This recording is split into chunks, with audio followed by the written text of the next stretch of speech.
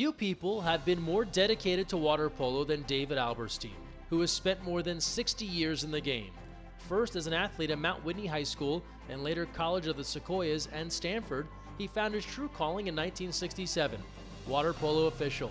Since then, Alberstein has refereed more than 6,000 games. Throughout his career, he has refereed multiple high-level competitions, including USA Water Polo Championships, Olympic festivals, and NCAA Conference Championships. In 1989, he was the first referee from the U.S. to be selected as a neutral official for a European Aquatics sanctioned tournament. When he wasn't using his whistle, Alberstein worked hard to build structure and create opportunities, establishing referee associations in California and New Mexico. He has trained or mentored hundreds of referees. Since 2021, he's been the NCAA Water Polo Secretary, Rules Editor, and Interpreter. He's also served multiple roles within USA Water Polo's national and zone governance and was its vice president in the 1980s. On top of that, he spent 50 years as a nuclear engineer. Although he recently retired from that, he remains engaged in an equally challenging profession, water polo referee. He was the referee in San Diego. I mean, he was the man, and he was really something as an official. I don't think there's ever been anybody that handled a pair of flags like Dave.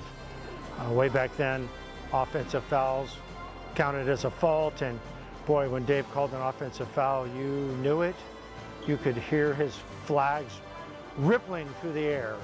So that was when I first was aware of him. I never would have been as successful as San Diego State without Dave's help.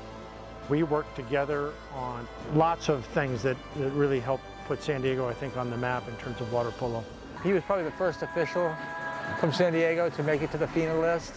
And when I was still down in San Diego, he got me invited to the pre-zone championships for US Water Polo. His advice was, go up there, ref your games, don't be noticed, get out of there. So my very first game involved the Olympic coach, and he got mad at a call that I made and started telling me off. And at some point he said to me, well, go ahead, kick me off the deck, I'm the national team coach. So I did. So much for Dave's stage advice, but that was some of the best advice I had. I just didn't follow it. He did not play the political game. He stayed within himself. He didn't go around trying to move up by talking to people. You know, he let his whistle do the talking for him. That's one thing that sets him apart. And because he knows the rules so well. On deck, I know he's going to get the game right, you know.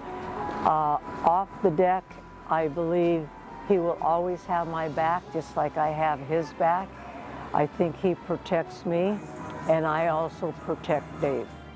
We all know that we always have two cards when we're officials.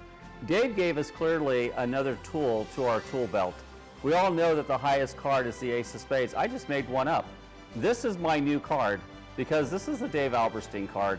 So when I'm making a call and it's being questioned and it's local and I can just say, hey, you know what? This is what Dave Alberstein has just told us. This is the rule, this is the interpretation, and this application is correct. Dave brought the consistency of the rules interpretations, how to apply them, and all the officials in the central section, in the central zone, have grown with his leadership, instruction, mentoring, his on-deck presence, where the impact is unmeasurable in the Central Valley of California. Dave is a very by-the-book guy, but he also understands so much about our game and advantage, you know, that he understands when to allow some things to play out. So while he is very concerned over the rules and knows the rules like the back of his hand, he also just knows the game. And I think that's the biggest thing, that he's able to impart that to upcoming officials. Dave took the lead, as he does, and he starts doing clinics. He's working with various referees, improving their game, getting them to understand the game, and as a result, we have more referees participating in the Junior Olympic qualifying tournaments. We have more referees attending the Junior Olympic National Tournament, achieving higher games and championship games. And we now have a pool of referees that are officiating at the collegiate level. He was usually on the championship games. That's what kind of referee he was. We took him on a trip to Hungary And this is like a feather in his cap that there was a men's tournament and a women's tournament going on. So they asked Dave to referee European land games. And he was the first and only non-European to ever ref a European game, and that was a big honor for him. He's obviously pretty intelligent and very confident in his ability, but quiet confidence, not an egotistical confidence. Once you get to know him, you find out he has a pretty good sense of humor, pretty wry sense of humor. He's committed to doing the right thing.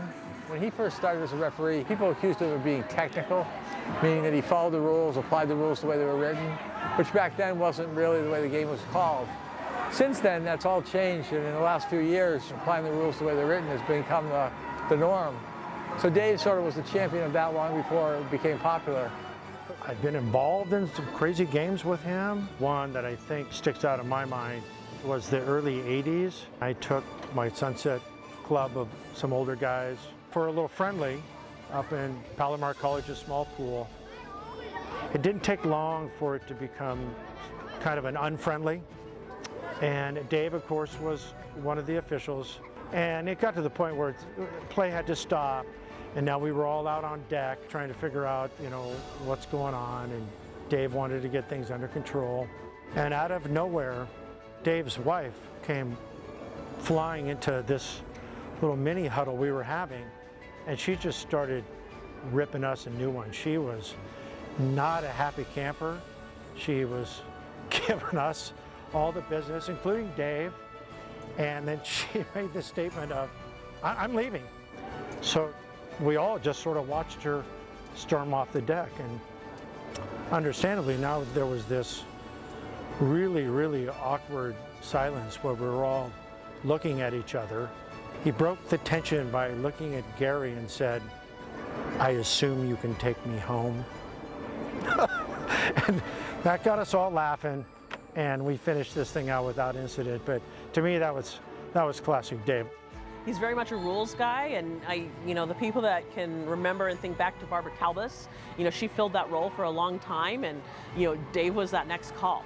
Barbara didn't pick up the phone, you were calling Dave, and that's just so important to our sport and just the history that he knows and keeps and shares with everyone. And beyond that, he's a family man, he's loving, he's caring, he shows up.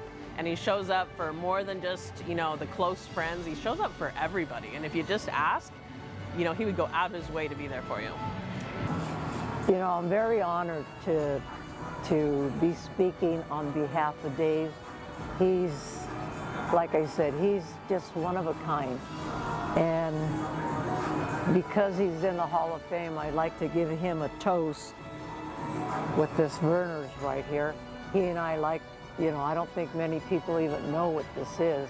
It's not beer, it's a ginger ale, so here's to you, Dave. Hi, David.